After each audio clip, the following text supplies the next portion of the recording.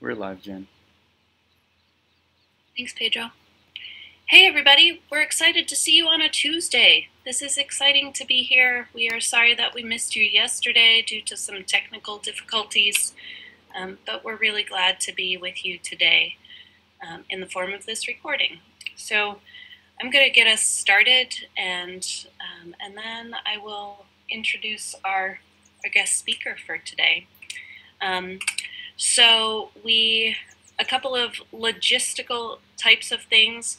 The first is that the SRTEs are available for this class, and I am really grateful if you take the time to fill those out. Fill out the SRTE. I take them very seriously, so any comments that you put in there, I always read and make sure that I take into account your feedback. It's also important, the SRTEs are important because they go to my boss, and I want my boss to know what's going on in this class. I want to know your honest opinions, and I want him to know as well, so that we can, so that we're all on the same page, and so that I can continue to get support like I do for teaching this class, which is really important to me. So please take that time to fill out the SRTs. Pedro, would you change the slide for me too? Yeah. And on that same note, the final blog prompt is up. So this is the 5th blog prompt. There's a lot of text here, but it's called Coach Us. And it's along the same lines as the SRTE, but this gives you more space to put things that you're thinking about. And I'm the only one that gets to read this final blog prompt, and your classmates and the learning coordinators and the TAs. And so this is just for me. And I take this information really seriously. Pedro and I work together through the information that you put in here, and make changes accordingly for the class. And so coach us, given that it is our intention to make improvements in BiSci 3 from one semester to the next, we solicit your help. So it may seem like I'm asking for duplicate information on the SRTE and the final blog prompt, but different people use that information in different ways. And so I appreciate you taking the time to do both, and I do take both of them very seriously. There is a new doodle poll up for TA conversations. I know that some of you out there were not quite ready yet, and so that's just fine. So there are some choices coming up that are available this week and next for those conversations. And I look forward to talking with you. I love those times to connect with some of you, and you are welcome to invite your TAs to join us for those conversations if that helps. I'll be sending out one announcement to the effect that, going back to the blog will close on Thursday, December 10th at 4 o'clock. And so I'll send that out in an announcement for all of you. So those are some logistics for as we are coming to the close of this semester. You can change that, Pedro, if you'd like. So today's topic is identity, and today I'm thrilled to welcome Pedro as our guest speaker. I am so glad that he is excited to do this. He was in your seat as a BiSci student in his second semester of his freshman year, which was in the spring of 2018. And so since that time, he has stayed connected to BiSci through a variety of roles. And you get to see his name on the screen on Wednesdays, as he's my behind-the-scenes tech guy. But today you get to hear from him directly as he shares more of his story, more of his explorations with all of you. And so I have great respect for Pedro, as he's always playing with ideas. He's always questioning and making connections for himself. as well as working to connect others through those good questions, through that sense of community. He is a thoughtful community builder. So thank you, Pedro, for being willing and excited to speak to everybody today. Thank you, Jen. Thanks for such a sweet introduction. And thanks everybody for welcoming into BiSci. It's always been a pleasure being a part of this class and really diving into the questions and the things that you guys have been exploring so far in the class too. I know you have that feeling of gratefulness for Jen and all that the TAs do for us. It's really great. So today for the class of identity, let's get started with this quote that says that most of us go all the way through life as complete strangers to ourselves. And I'm going to start with a little bit of a personal story. Just, sorry, let me figure out the text here. But yeah, just start with a personal story. Just the first time that I realized I was a stranger to myself. When I was 15 years old, it was when I moved to the United States. It was my first time living in a different country, speaking a different language. And for the entirety of my childhood, I felt very much like a star child. I was the only child. My parents loved me and cared for me very much. I had a lot of support. I used to get good grades, which led me to think that I was very smart, very intelligent. I had a lot of friends that would be there for me at any situation, so I felt very cared for, like I belonged. It was really great all the way growing up. And then when I moved to the United States, I started facing a lot of challenges that weren't present in my life before. They were new things, right? As you move to a different country, that happens. And a lot of it had to do with just not speaking the language. So in the context of being in a classroom, a lot of times just not having the right accent, I would stumble a lot. I wasn't articulate. So that made me think of myself as being dumb. Teachers would not praise me in the way that they used to when I would be in Brazil, where I'll be getting the good grades. The context was shaping what I was thinking about myself. Getting good grades would make me think I was smart. Getting lower grades would make me think I was dumb. Being an immigrant, not speaking the language, made me very shy.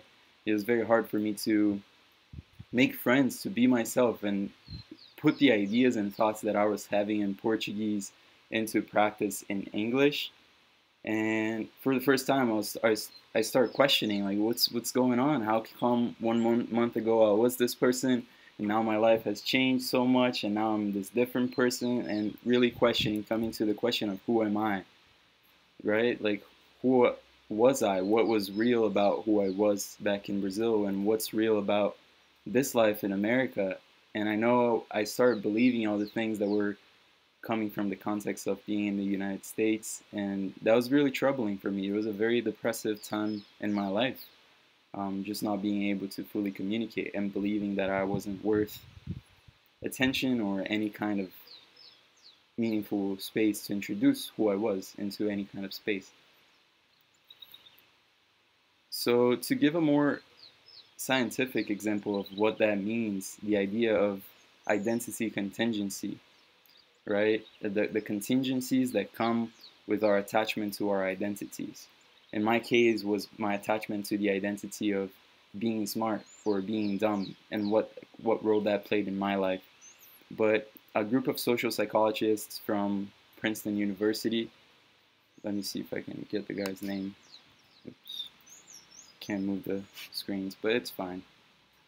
So a group of social psychologists at Princeton University, they did this study to study identity contingency and what they call a stereotype threat. How the things that we believe about who we are play a role in the way that we live our lives and our skills and our capability to do different things. So for this particular study, they had 3 groups. The first group was a control group, and all 3 groups are composed both by male students, black and white students from Princeton University. So for the first group, they put the both black kids and the white kids into a mini golf course, and they let them play and see what kind of how many strokes they would get the course completed in. For the first group, they had a different piece of instruction that was told. So they told the students that their ability to complete the mini golf course would imply something about their natural athletic ability. And when both black and white students completed the course, what happened was the white students took more strokes compared to the control group when completing the course. So their hypothesis in this experiment was that by introducing the idea, the stereotype, that black people would have a higher natural athletic ability to do anything for that matter in that context, made white students conform to accept that stereotype threat, that they should be lesser and they should not perform as well to their natural ability. So introducing that stereotype, the white students had more strokes to complete the game, and the black students were not affected. So they continued with the study, and for the third group in the study, they told the students that completing the golf course which implicate into their ability to think strategically in sports. And what happened in the third group compared to the control group was that the white students had the similar amount of strokes to complete the golf course, while the black students had a higher amount of strokes to complete the golf course, the mini golf course. So by introducing the idea that white people, they didn't even tell the participants that the imply the stereotype, but by people already believing that stereotype, that white people think strategically more than black people in this case, black students already performed poorly, not poorly, but with more strokes than they would naturally. So all these stories that we're telling ourselves, whether it is about race or gender, or many things, even performances at school, body type, all these stories that we hear people telling us, they have an impact in the way we behave. So our attachment to these identities can be very triggering and very, they can be contingencies in our lives, right? In my case, was believing I was dumb, and I actually, not believing I was dumb, but believing my voice wasn't worth being heard in a classroom because I wasn't as smart. And that had a huge impact in my life, in my mental state, in my ability to process things and participate and engage or be a leader in class or anything like all those things. In my development, it was becoming a key aspect of my life. So here's an experiment for you to do, and just thinking of these things that we've been talking about with identity contingency and stereotype threat. Take a couple minutes, just pause the video for a little, and fill out these blanks. Fill 3 times, or 4 times if you have 4 examples, or 5 times if you have 5. Take your time with it. Feel free to let your brain follow its own practice. Fill out the questions. Take maybe 2 minutes, 3 minutes, as much time as you need. Just pause the video and fill out these things. What does your culture tell you that you are, or what does your culture tell you that you should be? So you can pause the video here and come back when you're ready, and I'm just going to keep going. So one thing that I was introduced through BiSci when I was taking the class as a student and being a TA and in the training class, which has all been great, offered great tools for me to explore all this stuff that it's so messy in our heads, but in theory it can seem simple, but it can get really messy in our heads. So one thing that I was introduced into while taking BiSci is the apophatic approach. Who am I not? Which is the idea of sculpting, right? Like a sculptor looking at a marble, they start carving out and taking the pieces of the marble that don't belong there, so they can have the final piece, the final sculpture. So I think of this method as really carving out the pieces that aren't true, that aren't needed, so we can get to our masterpiece. of our lives, right? Taking ownership for who we are and being able to carve out the best version of ourselves. So here's are some examples that we thought of, that I thought of were valuable in my journey. But as we always talk in BiSci, it's very important that you come up with your own questioning. We're not here, it's very important for me to say that I'm not here to tell anyone how to think or anything like that. I just want to invite you to question and really start carving for yourself. So here are some things that I started questioning, whether we're on who am I, to come to the root of that, right? I was confused between being my Brazilian self or am I my self that speaks English, because they have different vocabularies, different kinds of ideas. So who am I really? Am I the language that I speak? Am I my name? When I start questioning that, my name was given for me at birth. And when I get married, my name might change. Or my mom is going right now through an immigration process where she's going to have to change her last name. It's just one letter. Oh, the birds are going off. It's just one letter that's going to be changing, but her name's going to change. So that doesn't define who she is. That doesn't define who I am. So I'm not necessarily my name. I am not my possessions. I guess the question is, am I my possessions? Am I the shoe that I'm wearing? Does that define my worth?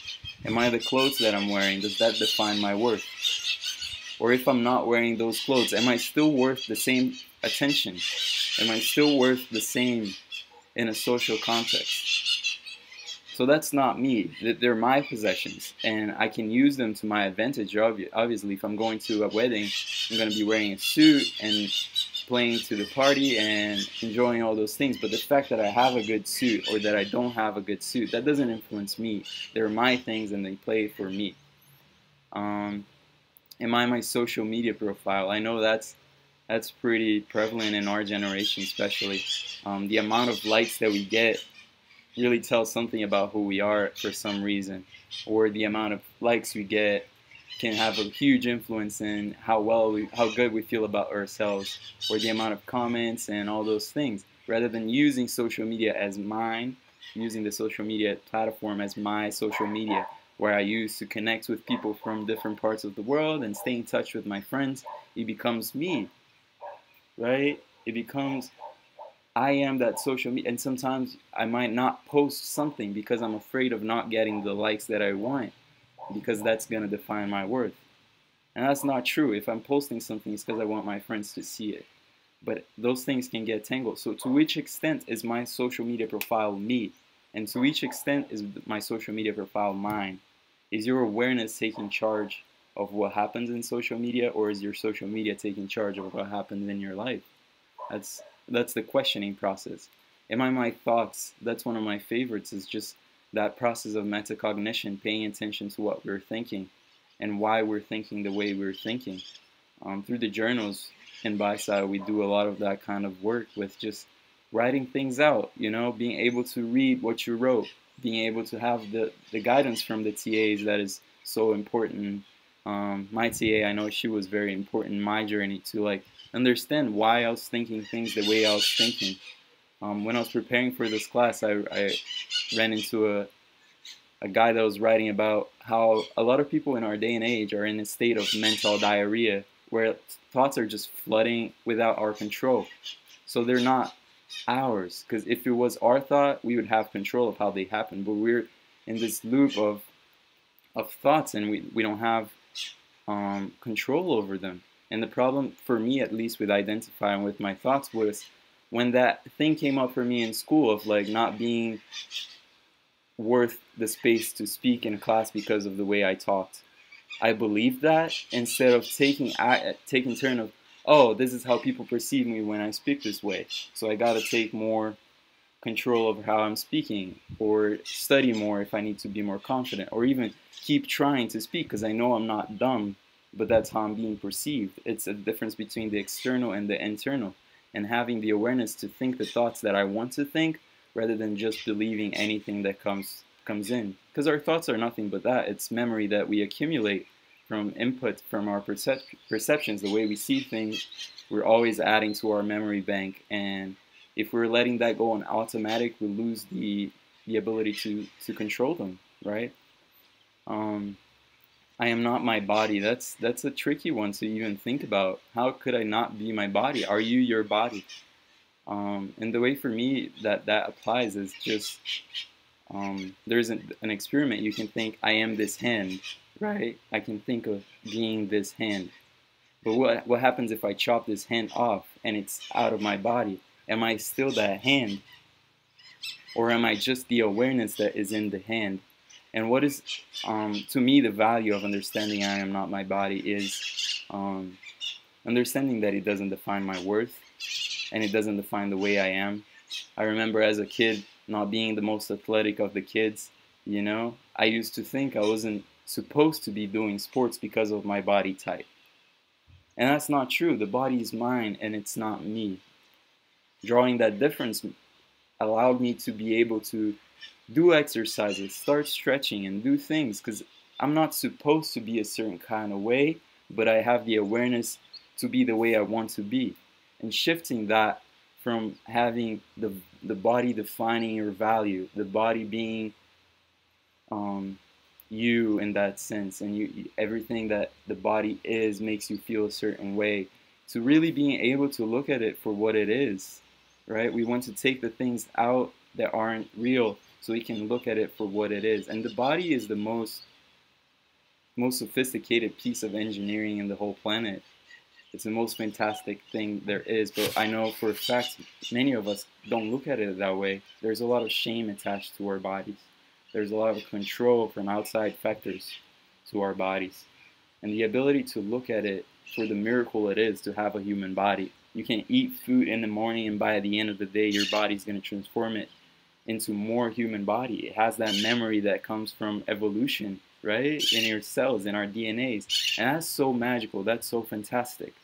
But if we are caught up in the context of what society is selling that our body is, we lose a lot of that ability to see the magic of what it is for what it is. So now for a second piece of that activity that we just did, go back to that list, pause the video, go back to that list, and challenge those things that you wrote about what your culture tells you that you are, or what your culture tells you that you are not, what that culture expects you to be. And start the apathetic approach. Start carving out things that are not true about those things. Expand on them. Maybe write a little paragraph, a couple of sentences, to really dive into what that means. And you can pause the video, take maybe 5 minutes, 10 minutes, how much time you need. If you're feeling like exploring, I say go for it, man. It's important to keep exploring and questioning. So we're all caught up in all these stories that have been told to us since the moment of our birth. We're learning from teachers, parents, media, social media, that is a new thing in our lives.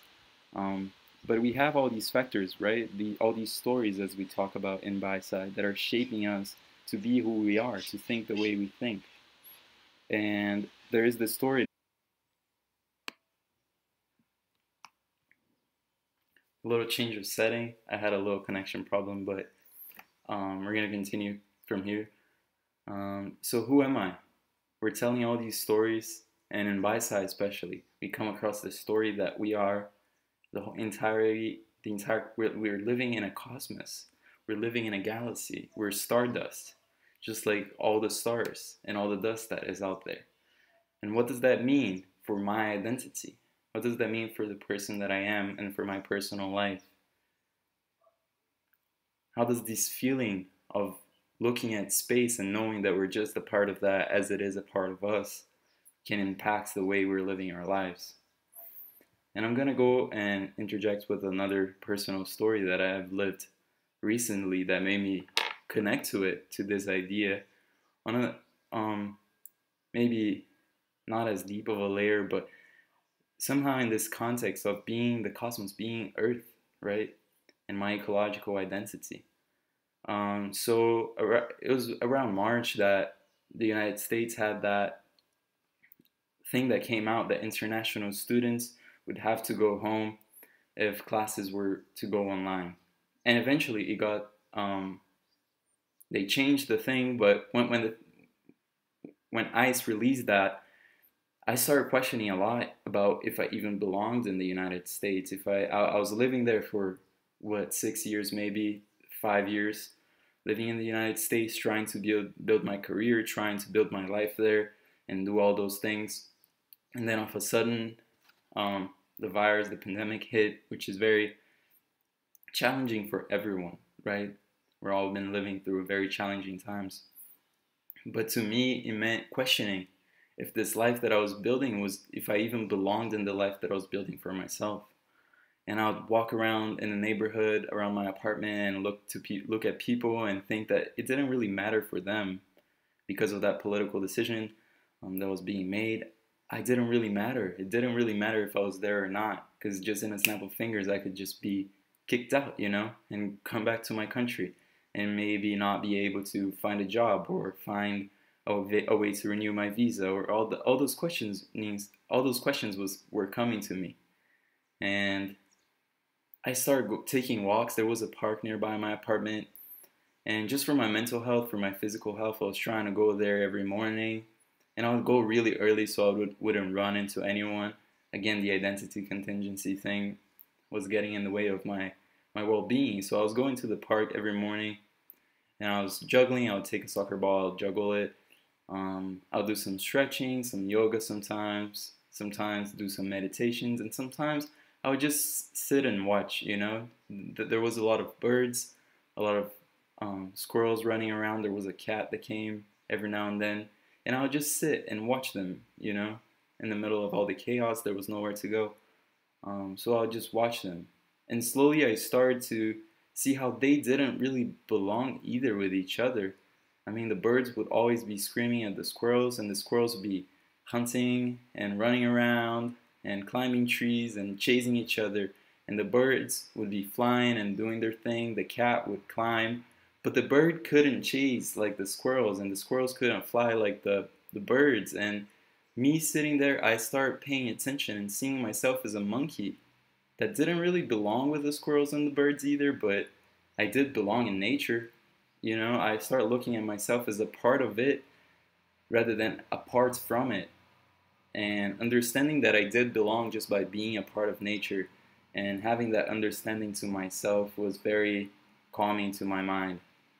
Understanding that yes, political decisions will be made based on nations and borders, and that's beyond the things that I can control.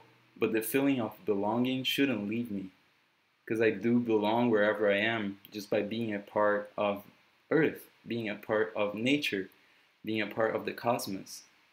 Because we all do belong by being different, by being who we are. That's how nature works, that's how evolution has brought us here to this day that we're living in. So that's how I start uncovering my ecological identity, which is part of what we're going to talk about next. It's a project that everyone's going to be engaged, and you can create an art project or any way you want to express yourself in a way to show your ecological identity. And really questioning is the way to find that ecological identity. What does that mean to you? What it means to me, it can be completely different for everyone. And that's the beauty of it. So I want to share this project from Alex.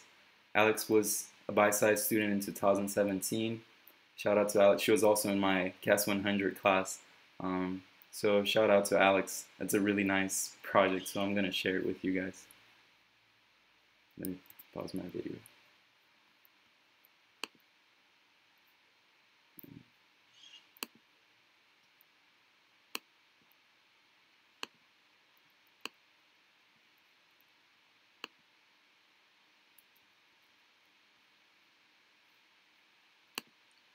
The fabrication of our identification comes as a new setback to this generation.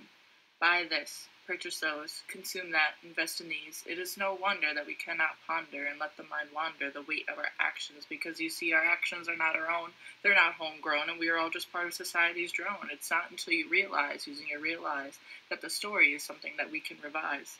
sister, and brother all come from Earth Mother to unite with one another. Christianity, Judaism, Buddhism, Hinduism. The way that we preach is how society will teach. And is it really a reach that they are all the same, born of the same flame, all united by one aim? Preach salvation to ensure there's no deviation from the mold of creation as society's citation. Silence is what we know. It's how we learn to grow, but we will never learn to glow. If noise is what is distressing, then it is quite depressing, because we can cheer for the football game, but to preach sustainability is lame. Humans are for respecting all other beings are below. This is society's echo when we tear through the earth looking for coal. I live with earth. I don't simple-mindedly see what she can be worth, thus reducing her girth. To diminish the gifts left to us by years of shifts and ocean waves protected by the braves, the earth cannot always forgive. This is no way to live, because at some point she will have no more to give. Drink your milk so you can grow, get your calcium so you have strong bones, curl your hair, paint your nails, make the boys stare, compete with other females. But what can I drink for my soul? What nutrient will help my spirit grow? What beauty product do I use to make my inner beauty glow? When you told me I can't live my dream job because I came out a girl, you put my life into a whirl. 2017, the year of progression, but what about all the inequality still unseen? We still have suppression. Black lives matter, but so do blue. You can be a CEO, but not if by you mean a girl. Before I even exited the womb, society planned my life from birth to the tomb. Society decided I was going to perform ballet. My voice I would have to downplay, and I would marry a rich man and work at home someday. Is this my ecological identity? Is this the earth left for me? Is this going to be my legacy? As long as you don't let yourself slide and become blind to the truth, allowing others sell to you how you should do you, and give you fake news because it's better to all share the same views. This way no one can...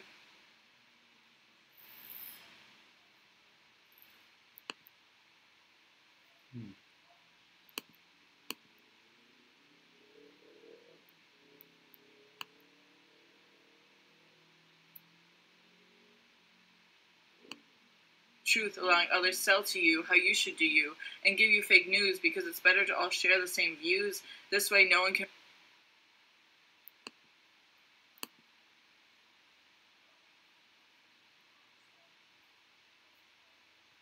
Alright.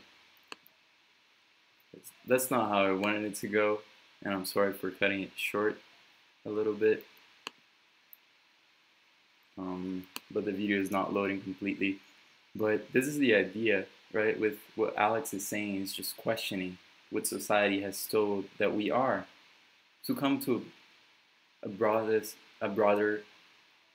realization, right? A better understanding of how to take ownership for the things that we want to be and the things that we're told that we were, but not necessarily serve us anymore.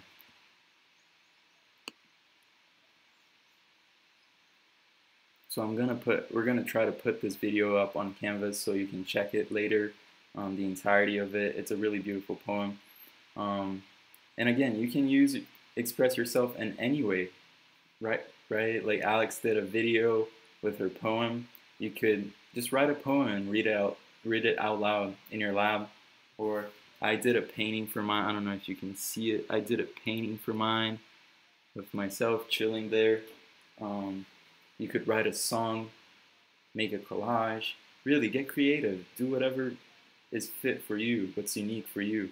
Because being a part of Earth, like I said, like the squirrels can't fly. I mean, some of them can, but some squirrels can't fly. Birds can't climb trees like squirrels can. And monkeys, they're all unique in their own way. We are all unique in our own way. So as we keep talking about the final project, the ecological identity, I'm going to share another video from another person, so you can get more ideas of what it is that you can do for your project.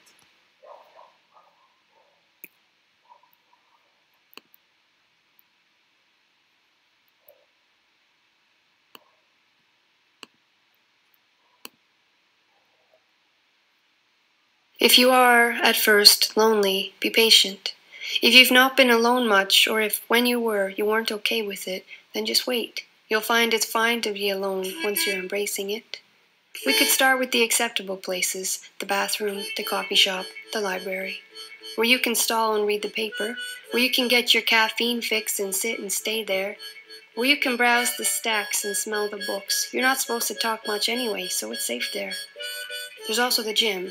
If you're shy, you can hang out with yourself in mirrors. You could put headphones in. And there's public transportation, because we all gotta go places. And there's prayer and meditation. No one will think less if you're hanging with your breath, seeking peace and salvation. Start simple. Things you may have previously avoided based on your avoid being alone principles.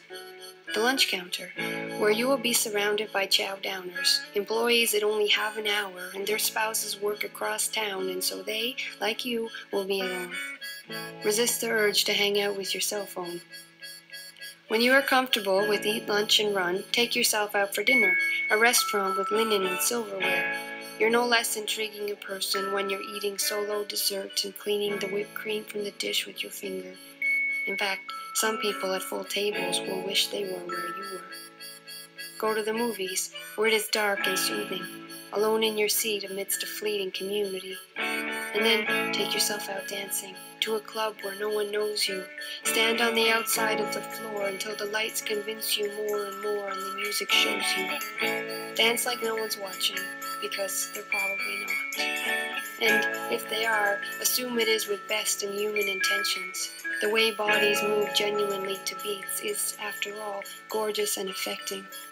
Dance until you're sweating, and beads of perspiration remind you of life's best things, down your back like a brook of blessings.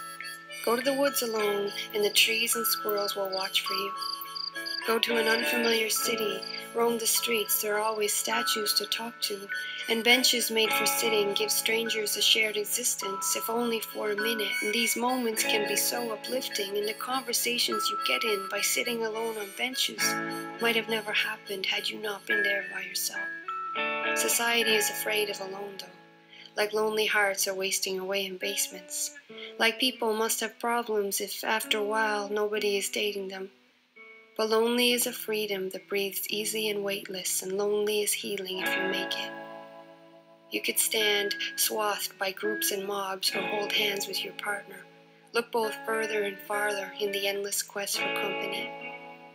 But no one's in your head, and by the time you translate your thoughts, some essence of them may be lost, or perhaps it is just kept. Perhaps in the interest of loving oneself.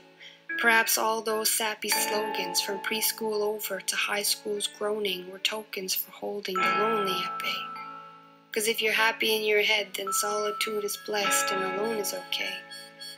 It's okay if no one believes like you. All experience is unique. No one has the same synapses, can't think like you. For this, be relieved. Keeps things interesting, life's magic things in reach. And it doesn't mean you aren't connected.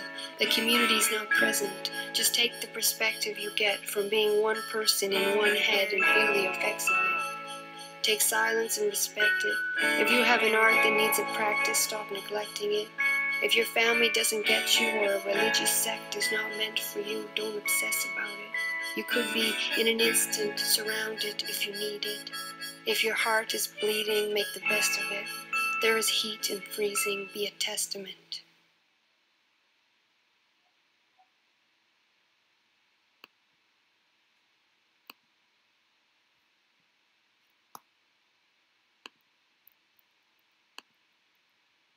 So that's really beautiful video, and it's also great advice to how to go about doing the project, just being alone and trying things for ourselves. Bringing back to the apathetic approach, there is this quote by Taoist master Lao Tzu that says that when I let go of who I am, I become who I might be. And it's all about that, carving out the pieces that don't belong so we can make our masterpiece, or our own sculpture, sculpt ourselves, become who we want to be.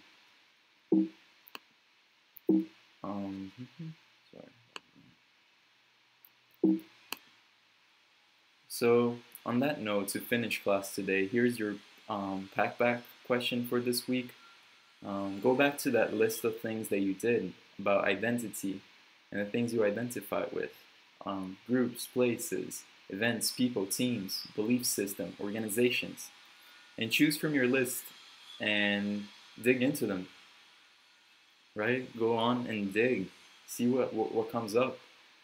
Question, why did you choose them? Why do they represent your identity? Or what verbs are you? So the idea for this week's backpack is to use this question as a stepping stone for you in your project of developing ecological identity and writing your own ecological identity. So if these questions you don't feel like these questions are going to set you in the direction that you want, you can also come up with your own question based on the videos that you watched or something that I might have said today that startled you and made you want to question in a different direction. Anything that can help you, just use it as a stepping stone. And well, thanks for having me. I'm sorry for the technical difficulties that we've been having. My internet's a little iffy here in Brazil, but I appreciate you all for joining, for tuning in, and for listening. I really appreciate the space. Is there anything else you want to say, Jen, before I just want to say thank you. And I want to just emphasize this connection that we have, that each of us are unique in the way that we approach our lives, and that we are all part of the bigger cosmos. So how to connect this with the rest of the class? How will you go about the choices that you make for the environment, for yourselves, for community? So thank you for being with us. And like Pedro said, if this isn't the question for you this week, feel free to make up your own. Find your own question. Packback allows us to have that flexibility. Not all of us need to do the same question. So make up a question that works for you if this is not the one. And thank you for being with us. I hope you have a lovely day.